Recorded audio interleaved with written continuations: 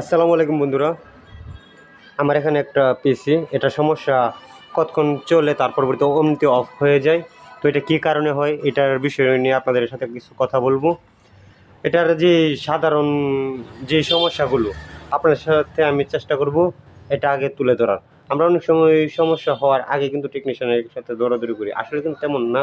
আপনারা দেখবেন পিসিটা কিন্তু আমাদের প্রায় সময় অযত্নে রাখি অনেক ভাইয়েরা, যে ময়লা আবর্জনা, যেমন এই পেশিটাতে প্রচুর পরিমাণে, আমি যদি আপনাদেরকে একটু হাতে নিয়ে দেখাই, এই যে অবস্থা, হাতের মধ্যে প্রচুর ময়লা আসতেছে, একবারে ধুলোবালি অবস্থা। এরকম অবস্থায় কিন্তু মূলত আমাদের পিসিগুলো ক্ষতিগ্রস্ত হয়ে থাকে। তো প্রথম অবস্থায় যেটা আপনাদেরকে আমি একটু শেয়ার করতে চাচ্ছি, আমাদের প্রত্যেকটা কম্পিউটারের সাথে কিন্তু এরকম একটা পাওয়ার এসি কোড থাকে, ঠিক আছে ভিউয়ার্স, এরকম একটা পাওয়ার এসি কোড থাকে। তো অনেক সময় কিন্তু আমাদের এসি কোডের এখানে এই যে ফাঙ্গাস পড়ে, ঠিক আছে, মরিচা পড়ে, সেক্ষেত্রে কিন্তু আমাদের এই সমস্যাটা অনিবার্য হতে পারে। তো এইদিকে আমরা খেয়াল রাখার চেষ্টা করব। তো এই ক্ষেত্রে যদি এখানে ফাঙ্গাস পড়ে থাকে তাহলে আমরা চেষ্টা করব যে এই এসি কোডটা চেঞ্জ করা, ঠিক আছে ভিউয়ার্স। কারণ এটা যখন ফাঙ্গাস পড়ে তখন কিন্তু আমাদের চলে, তো লুজ কালেকশন থাকে, কিছুক্ষণ চলার পর যখন এটা গরম হয় লাইনটা অটোমেটিকলি ছেড়ে দিই। সে গেল প্রথম অবস্থা এক। দ্বিতীয় কথা আপনাদের আরেকটা জিনিস দেখাই, এই যে এই সকেটটাতে কিন্তু মূলত আমরা এসি লাইন প্লাগ ইন করি, ঠিক আছে ভিউয়ার্স। সকেটটা যদি অনেক সময় মনে করেন যে আমাদের নড়বড়ে থাকে, পিছনের জ্বালাইটা নড়বড়ে থাকে, কুলিং ফ্যানটা কিন্তু ঘুরতে থাকে, কুলিং ফ্যানটা কিন্তু ঘুরতে থাকে। তো ঘোরার সময় যদি এটার মধ্যে একটু নড়বড় বা একটু সমস্যা থাকে তাহলে কিন্তু এটা নড়ে যায়, নড়ে গেলে কিন্তু আমাদের পিসি এমনিতেই অফ হয়ে আবার কতক্ষণ চলে অফ হয়ে যাবে, তারপরে তো আবার আমাদের সুইচ দিয়ে স্টার্ট করে নিতে হবে। দ্বিতীয় কথা, আমি যদি কম্পিউটারটা একটু খুলে আপনাদেরকে দেখানোর চেষ্টা করি, তো কম্পিউটারটা আমি একটু বিছিয়ে নিলাম আপনাদেরকে বোঝানোর স্বার্থে। দেখেন আমাদের এই কুলিং ফ্যানটা কিন্তু আমাদের প্রসেসরটা যতটুকু পরিমাণে হিট হবে ততটুকু পরিমাণে বেশি কিন্তু আমাদের বাতাস দেয়। কুলিং ফ্যানটা যদি এই মাত্রায় না ঘুরে তাহলে কিন্তু আমাদের কম্পিউটার কিছুক্ষণ চলার পরবর্তী অমনিতেই অফ হয়ে যাবে, তাহলে আমাদের স্টার্ট করে দিতে হবে। দ্বিতীয় কথা, আপনাদেরকে আরেকটা জিনিস দেখায়, এই জায়গার মধ্যে তিনটা ভলিউম আছে, এভাবে মোর্চা দিলে কিন্তু আমাদেরটা খুব সুন্দর করে খুলে যায়।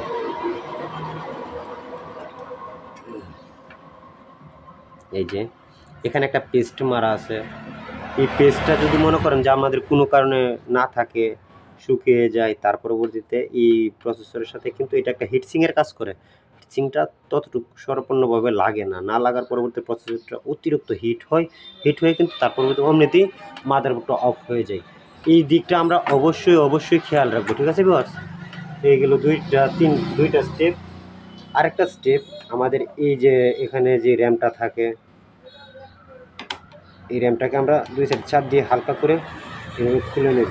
খুলে নেওয়ার পরবর্তীতে এই যে র্যামটার যে পিনগুলো আছে, র্যাম পুষার একটা রাবার আছে, আপনারা যদি রাবার না থাকে তাহলে চেষ্টা করবেন রাবার দিয়ে মুছা ভালো, থিনার বা পেট্রোল দিয়ে খুব পরিষ্কার করে তুলা দিয়ে এটাকে আবার এই জায়গার মধ্যে স্থানান্তর করা। এইগুলো আমাদের তিনটা স্টেপ। তার পরবর্তীতে যে কাজটা করবেন, এই যে একটা যেটা আমি যে শো করতেছি, মাদারবোর্ডটা প্রচুর পরিমাণে ময়লা, ঠিক আছে, তো এটা স্টার্ট হওয়ার মতো কোনো উপযুক্ত নাই বললেই চলে। তো আমরা সম্পূর্ণ এই লাইনগুলো এটা থেকে খুলে নিব। আমি আপনাদের কিন্তু প্র্যাকটিক্যালি এটা আবার কোনো কাজ করতেছি না, কিচ্ছু করতেছি না, আপনাদেরকে বোঝানোর স্বার্থে, ঠিক আছে বস। আমি আপনাদেরকে সম্পূর্ণ দেখিয়ে দিব এটা আসলে কেমনে করছি, কী আসে বিষয়। আমরা এই সবগুলো ছাতা কেবল, তারপরতে কেবল সবগুলো খুলে নেব, ঠিক আছে। খুলে নেওয়ার পরবর্তীতে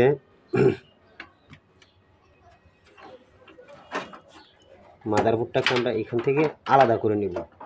তো এর জন্য আমাদের একটা স্টারের সাহায্য নিতে হবে। আমরা একটা স্টারের সাহায্য নিলাম। কাজটা আসলে এটা আমাদের চলতে চলতে প্রচুর পরিমাণে ময়লা হয়, এই কারণে বিশেষ করে এই সমস্যাগুলো দেখা যায়। তো এই দিক খেয়াল রাখা, তারপর আমাদের চলতে হবে, এটাই বাস্তব। আমি কোনো ভিডিওটা কাটছাট না করার কারণ আপনাকে এদেরকে বোঝানোর স্বার্থে। সবাই সব কিছু দেখাই দিন, আমি সম্পূর্ণ আপনার সাথে বুঝিয়ে তারপর দিব। আমি আগে এখানে 6টা স্ক্রু থাকে, স্ক্রুগুলো খুলে মাদারবোর্ডটাকে হাতে নিয়ে তারপর আপনাদেরকে দেখাচ্ছি। মাদারবোর্ডে প্রচুর পরিমাণে ময়লা আছে, এই ময়লাগুলো ওয়াশ করে তারপর আমি এটাতে কাজ করার চেষ্টা করব। আমি কোনো কাজ করবো না, সর্বপ্রথম আমি শুধু এটাকে জাস্ট ক্লিন করে পরিষ্কার করে তারপর লাগানোর চেষ্টা করবো, আর কিছু না। তো ততক্ষণ পর্যন্ত যদি আমার ভিডিওটা দেখতে থাকুন, আমি কাজ করতে থাকি এভাবে করে। এবার যদি আমরা হালকা করে মাদারবোর্ডটাকে টান দিই তাহলে কিন্তু মাদারবোর্ডটা আমাদের হাতে চলে আসতেছে। ভিউয়ার্স দেখুন অবস্থা, মাদারবোর্ডের প্রচুর পরিমাণে ময়লা আছে প্রসেসরের পাশে, তো এরকম সমস্যা হলে কিন্তু আমাদের মাদারবোর্ড কম্পিউটার এমনিতেই অফ অফ হওয়ার সমস্যা দেখা দেবে। তো এই দিকে অবশ্যই আমরা খেয়াল রাখবো। সর্বপ্রথম আমরা যেটা করব, এখন এটাকে আগে ওয়াশ করে পরবর্তীতে আমি এটাকে এখানে স্থানান্তর করব। তো কীভাবে ওয়াশ করে আপনাদেরকে একটু আমি দেখাচ্ছি কাজটা।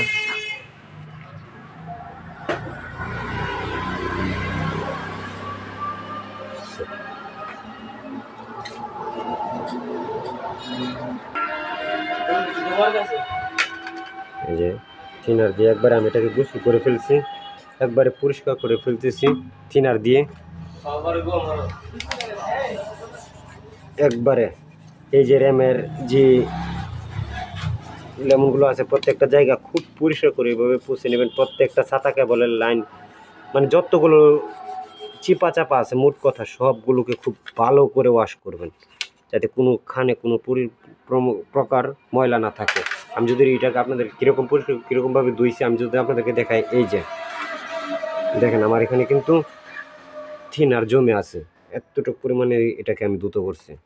আমি আর কিছু করবো না এটাকে, এখন আমি এটা রোদ্রে শুকাতে দিব, এর ফাঁকে আমি এই কাজগুলো করবো। ঠিক আছে বিভার্স, এখন আমরা যেটা করব, র্যামটা যেটা আছে আমাদের, এই র্যামটাকে পরিষ্কার করার পালা।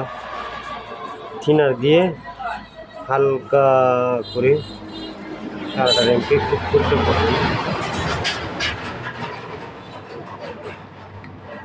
এখানে যে থিনার পড়ছে এটা দিয়ে চেষ্টা করবেন না ধোয়ার জন্য, ময়লা হয়েছে হোক। আপনার জিনিসটা যদি নিজে বাসায় বসে এভাবে পরিষ্কার করে নিতে পারেন তাহলে মনে করেন যে আপনার একটু থিনার নষ্ট হোক সমস্যা নেই, কিন্তু একটা টেকনিশিয়ানের কাছে গেলে আপনার সময় নষ্ট, অনেক কিছু টাকা নষ্ট, সব কিছুই নষ্ট। এই যে আমি র্যামটাকে কিন্তু খুব পরিষ্কার করে নিলাম, এটাকেও আমি রোদ্রে শুকাতে দেব।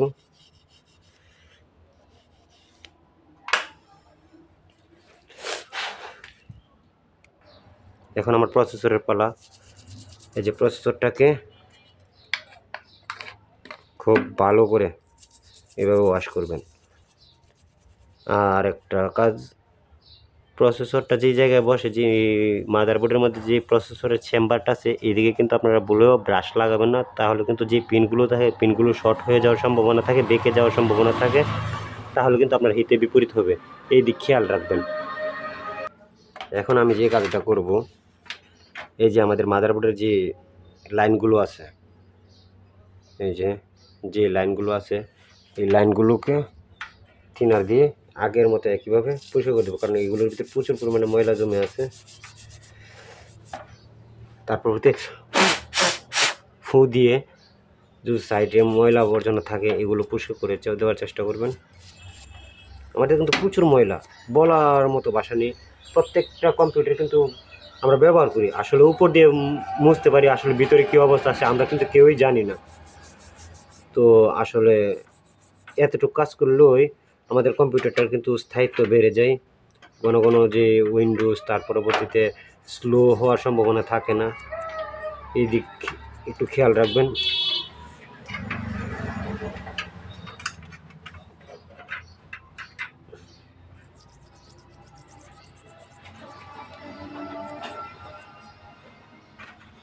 এবং প্রত্যেকটা ছাতা কেবল সহ লেমন সহ যতগুলো লাইন আছে প্রত্যেকটা লাইন কিন্তু আমি মুছে ওয়াশ করে দিতেছি, যাতে আমার কাজটা সাকসেসফুল হয়ে যায় সেদিক খেয়াল করে।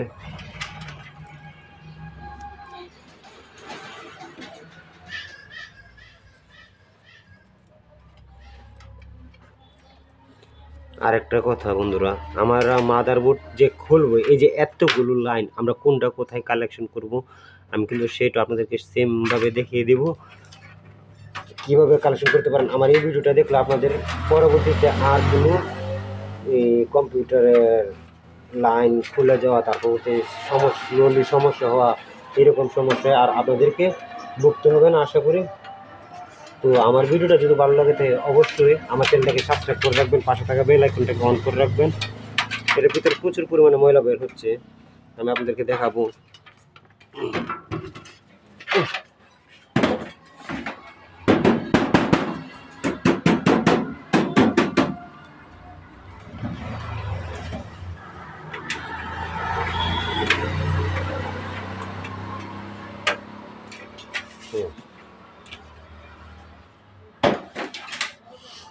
এখন আমি আমার কেসিংটাকে পরিষ্কার করে নিব।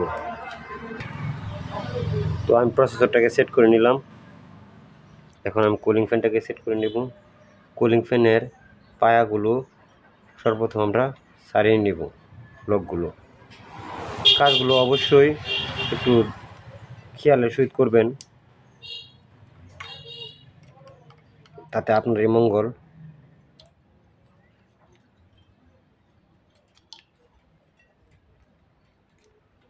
এইভাবে এটাকে এখানে সুন্দর করে বসিয়ে দিবেন।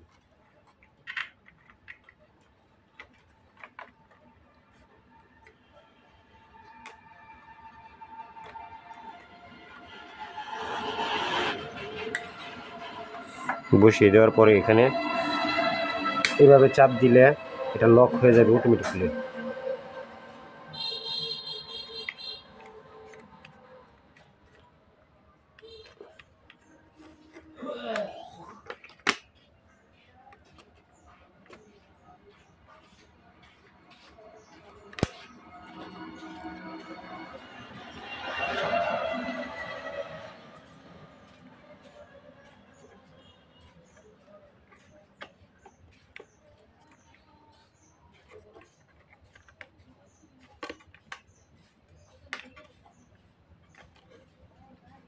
এই যে লক হওয়ার পরবর্তীতে নিচে দিয়ে এভাবে রিপিট হবে। রিপিট হওয়ার পরবর্তীতে আপনারা যা করবেন, এটাকে এভাবে একবারে লক করে দিবেন।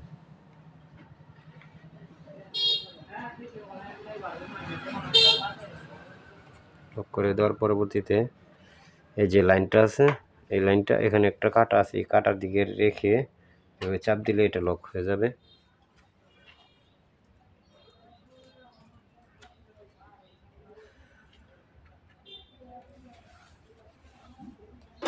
এখন আমাদের র্যামের পালা।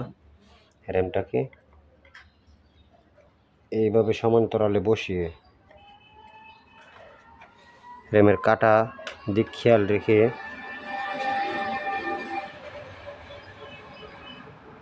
এবার যদি চাপ দিই তাহলে আমার র্যামটা অটোমেটিক্যালি সেট হয়ে যাবে। আমার র্যামটা কিন্তু সেট হয়ে গেছে। এখন আমরা বাজারের যে ব্যাটারিটা আছে এটাকে সেট করে দিব। এখানে এই যে এটাকে সেট করে দিলাম এইভাবে।